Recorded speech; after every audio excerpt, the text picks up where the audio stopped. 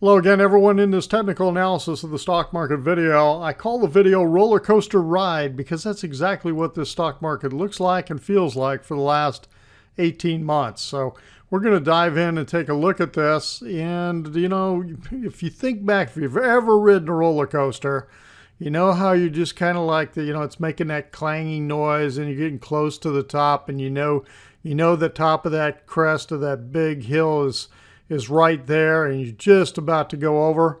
Well, that's kind of the way it feels like to me. So let's take a look at this. Here's the Dow. The Dow Industrials was up 244 points on Friday, and for the week up 410 points, essentially 409.91 for the week.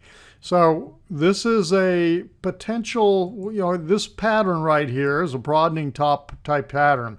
So this could play out. That's not what I'm focusing on, but I've got it marked just because it caught my attention. I've seen too many of these fail, though. Too many of these types of broadening tops fail. But I have marked it just because I'm curious to see, right now we've pulled right up to it, to the top of the trend line in here. What I'm more focused on is the Elliott wave pattern in terms of what's happening. Now, this is my preferred wave count that we're working off of. This is a large expanding triangle for a fourth wave.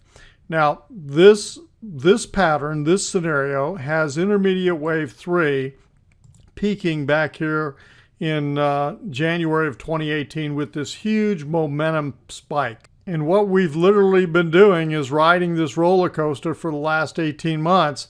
And the Dow is up, at the close on Friday, the Dow is up a whopping 2.7% from the close that occurred at the end of the week of January 21st. So I think it was Friday the 26th when it closed.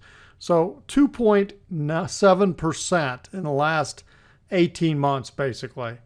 And the S&P 500 is up a whopping 4.9%. So there's not been a whole lot of gains. It's been a huge roller coaster ride. And I think we're getting really, really close to breaking down. We may continue to push in here, not quite seeing the extreme exuberance out of the options trading on the CBOE just yet, but we're getting close. We are seeing a tremendous amount of complacency in the VIX, and we'll take a look at that in a minute. So right now, I think, I'm showing that I'm looking at this comparison of the D wave down here versus the C. And so what I did was I compared C versus A. Okay, so this move right in here. And C was a little over 161.8% of A. Okay, so if D were to do the same thing, that means D would peak slightly above 27,395. So let's call it 27,400. Where did we close? 27,332. So this coming week is going to be really interesting. And what's happening this coming week? Well, we're kicking off second quarter earnings season. So the banks are going to start it off on Monday. I think Citigroup starts it off. And of course, we're going to have all the rest of them, JP Morgan, Bank of America, et cetera, start the whole cycle. So it's going to be really, really interesting to see what happens. Do we continue to push up a little bit further? Another view, another scenario, O-wave scenario that calls for the same thing.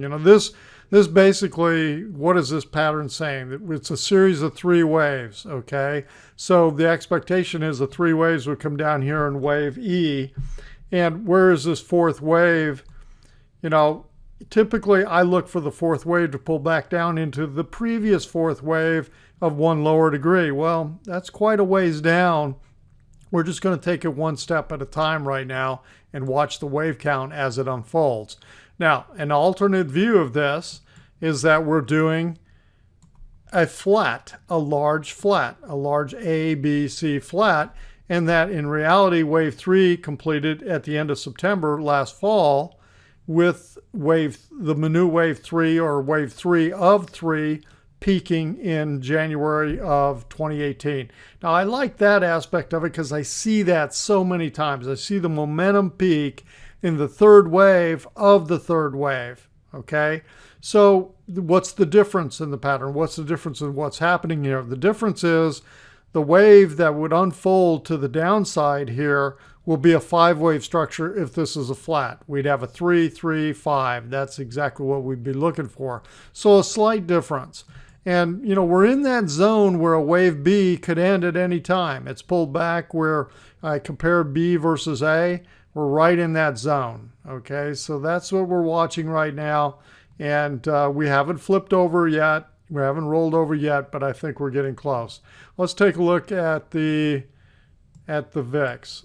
And let's see, I'm going to pull up the VIX here, but I want to go to the moving average view. That's what I'll look at. Here's the daily view. The VIX closed 12.39. Here's what I'm watching on the daily view. I'm watching this trend line of the recent highs, you know, from the end of May into June in here. And if we turn and start to break out and break that trend line, then that's going to be the first sign. Of course, this is a longer term sign that right here, a longer term trend line that would indicate a much bigger breakout occurring. Okay, so we're watching that. But in terms of where are we, you know, we're down into the level where there's only been this year anyway. This is dotted lines the beginning of the year. There's only been 2 weeks with a lower close on the VIX. Okay, where were those weeks? Early April. The week of April 7th and the week of April 14th. Just a couple of weeks before we had the start of that whole May turn down. So we're getting down in that very complacent territory. Okay. Another thing I want to look at is oil. And we're watching oil here.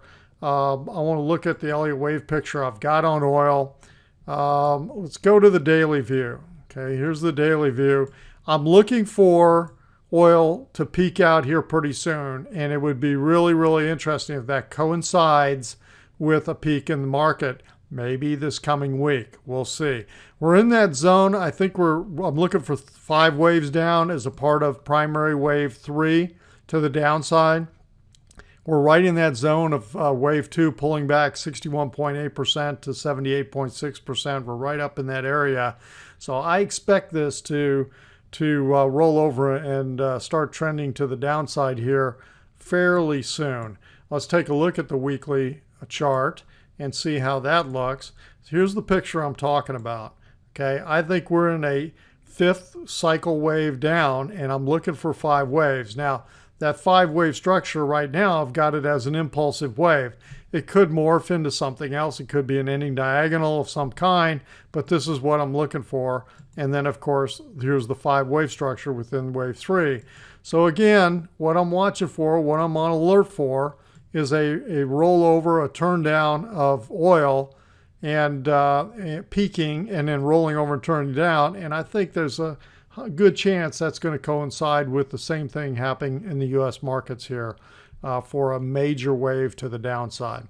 All right, that's it for this weekend. If you felt like the video was helpful, hit that like button. And if you're not a subscriber to this channel, hit the subscribe button. And if you want to get more insight, education, trade ideas, head on over to the Beyond the Chart at joehenches.net. That's the website, my website, and check it out.